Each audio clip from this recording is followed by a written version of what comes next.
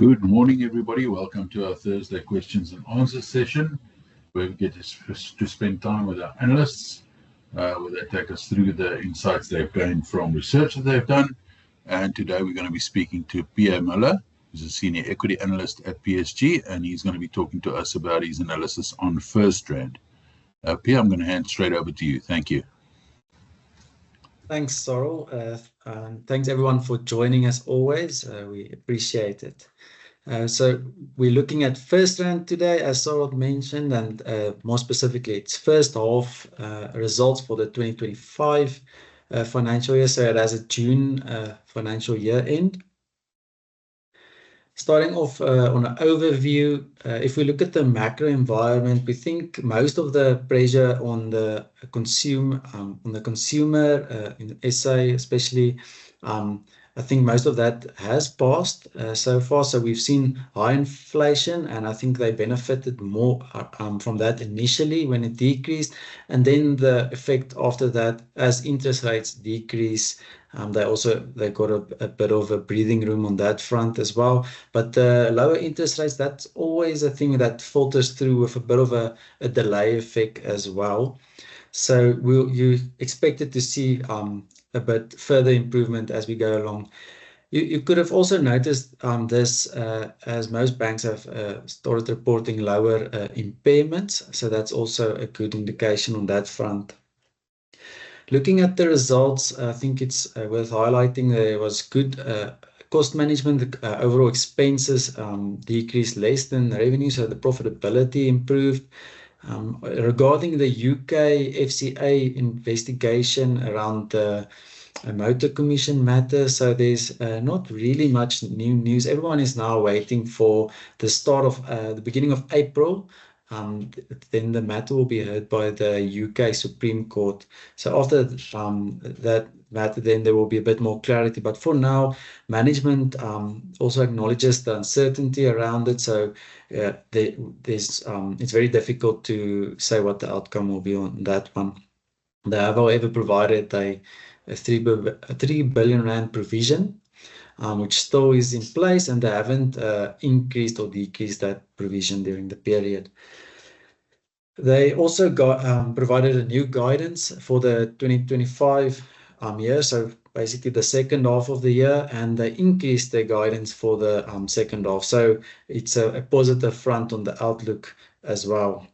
The initial guidance was that they expect earnings to grow with nominal GDP plus 0 to 3%, so about there. And now they say they expect it to grow nominal GDP, but more than 3% plus nominal GDP. On a valuation front, it's looking cheaper now. It's at the bottom end if you were to look at a price to earnings chart on a 5 or a 10-year basis.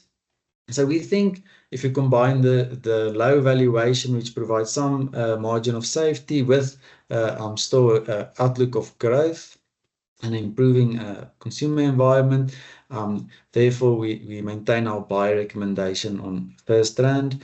Things that would change our minds is if profitability decrease relative to peers, if interest rates, the outlook, we expect it to start increasing again, but that's not the outlook for now. We still expect perhaps a little bit, maybe 1 or 2 more cuts, but not much. It's getting to a later phase for the time being, and with uncertainty around inflation and tariffs and things happening globally. And then it does have a bit of a higher SA exposure to some of its peers. So SA also it will always remain important as a bank.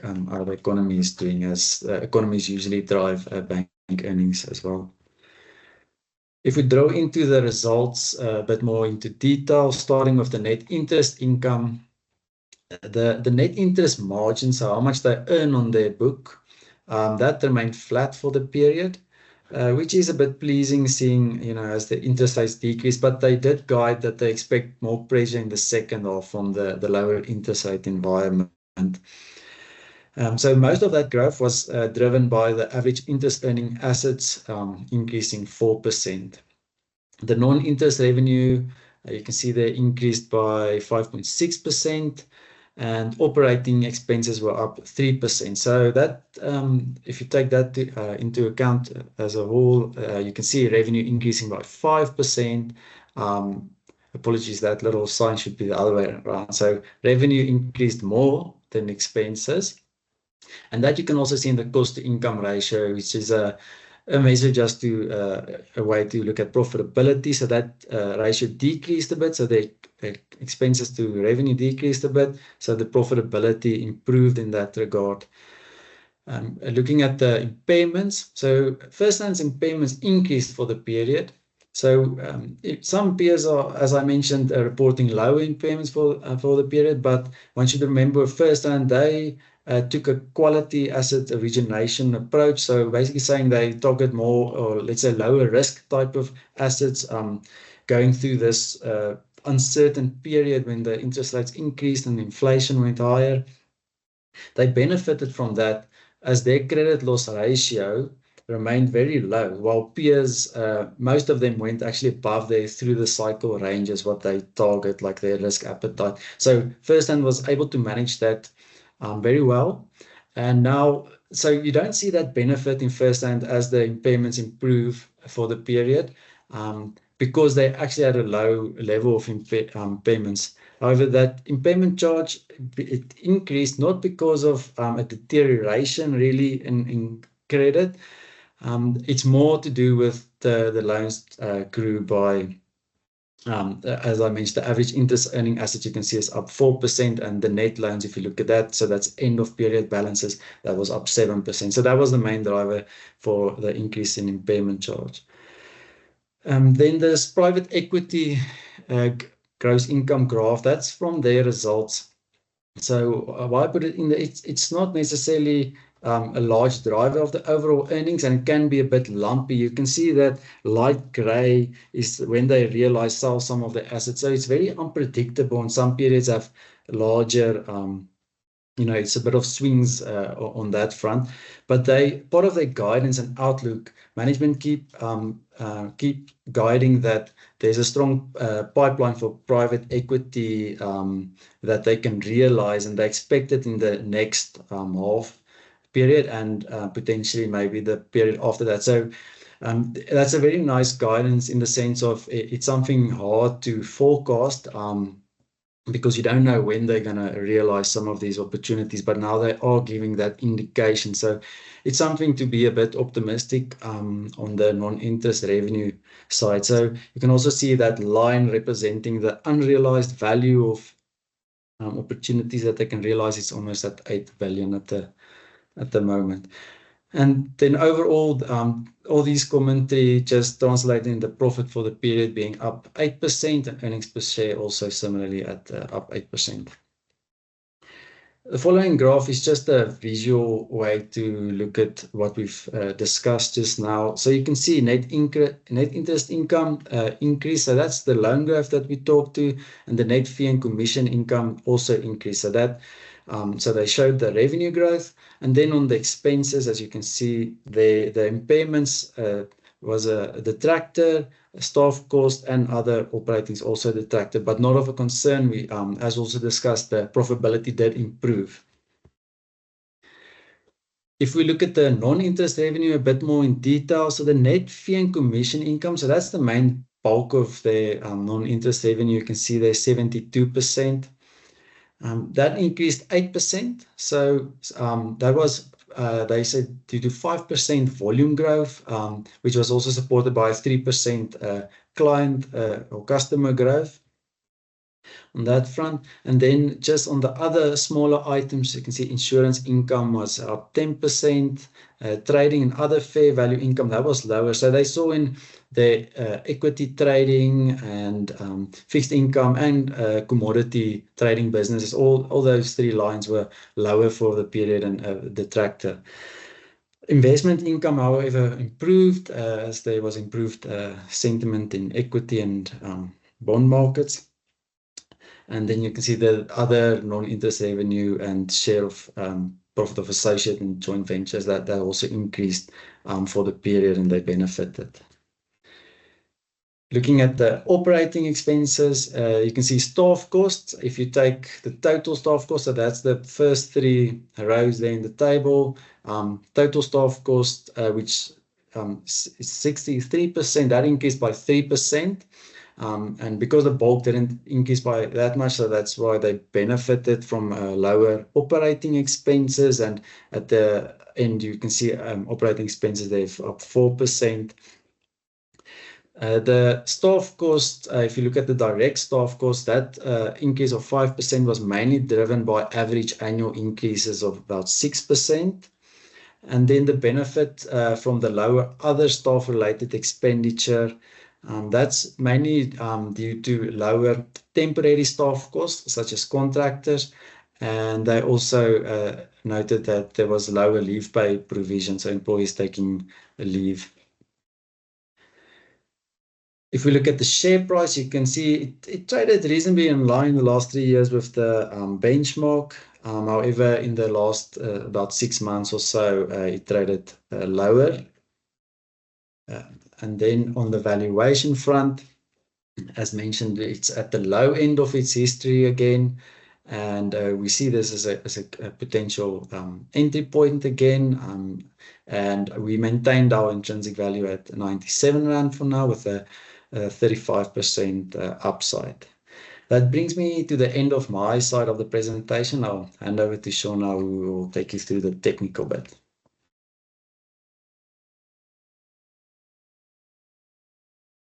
Yeah. Good morning, everybody. Yeah, you can see the chart there of first traders again until yesterday's close. You can see it's trading below its 200-day and its 50-day moving averages. But it's just trading just above its 20-day moving average. So both the medium and long-term trends, I'm calling them still bearish, while the short-term trend is, I call it finding support within a support zone between 74.55 and about 70 Rand level. I see at the moment it's trading around about 72.18. So still within that little zone. So the share price needs to break up above that resistance level about 74.55 and also move above that long-term resistance trend line to trigger a change of trend to bullish again. You can see also at the bottom there the MACD indicator, it is trading in oversold territory and just above its trigger line, which is bullish, but it's not too convincing if I look at all the other shorter term technical indicators. So yeah, it might be prudent to wait to see if it will maybe retest that lower support at about 70 Rand level before rebounding. But as Pierre said, now it's got a great potential for entry level. And as you can see there on the chart, you can see where the intrinsic value is. We're trading far below it at the moment. So at these current levels, we've got 35% upside potential, and hence our buy recommendation. So yeah, that's how I see it. Thank you. Thank you. Thanks, Sean. Thank you very much. I had a look at it as well, and I think we're very close to a very good support, as you've mentioned. So nibbling around here, not a bad idea. I think it can return up to about the mid-80s just from a technical perspective. Pierre's intrinsic value, of course, is slightly higher. As Sean's mentioned, it's trading around $72. I see the other banks, Absa's just up. Standard Bank's up quite a bit. They released results earlier. So we'll have a look at that. Other than that, the market's flat. Market's really doing nothing. The only other thing of interest is Renergen's taking a proper beating today. I see it's down almost 12%, trading at around 550. So a couple of interesting things to note. I'm going to hop to the questions now. Let's see if we've got any questions in the chat. Richard says, Pierre, is Absa still your bank of choice?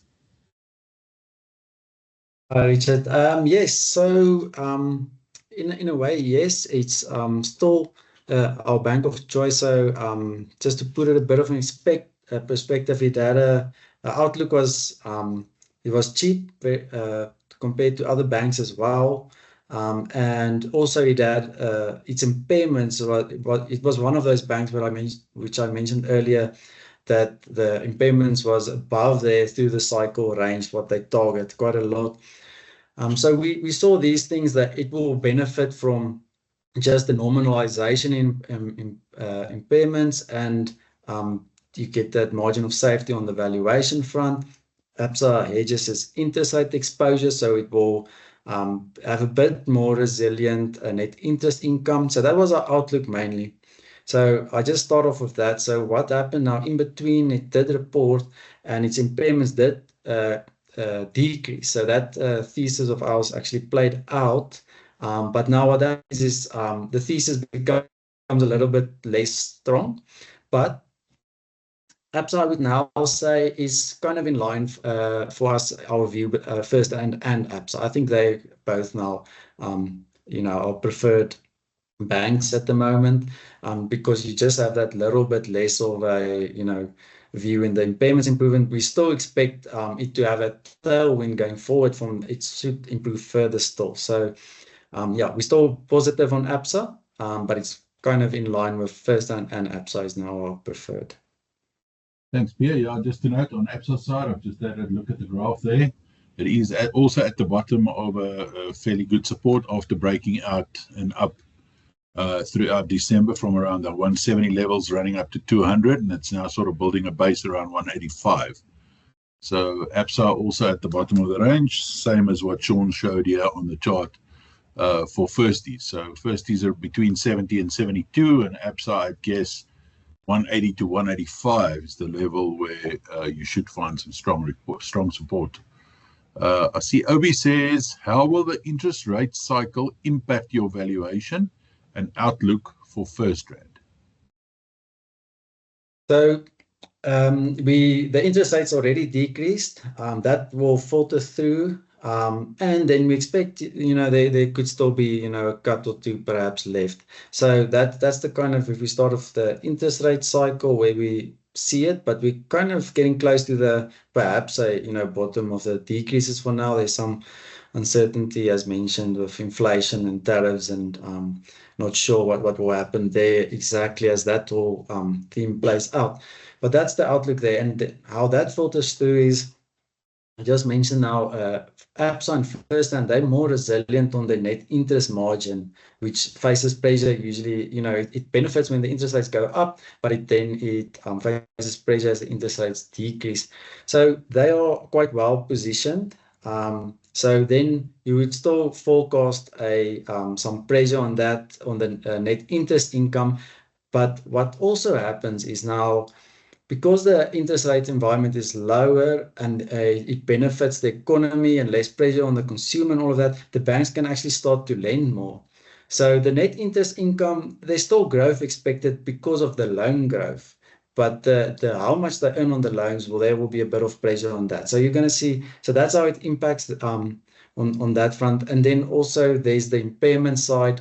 Lower interest rates also translate into lower impairments, so that expense will also decrease. So I would say net, it's actually a positive thing, even though there is pressure on the net interest margin.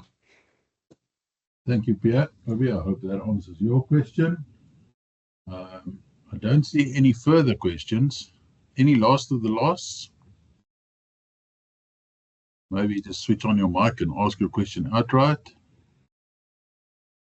I don't see it, Pierre. Thanks for sharing your insight as always. Much appreciated, mate.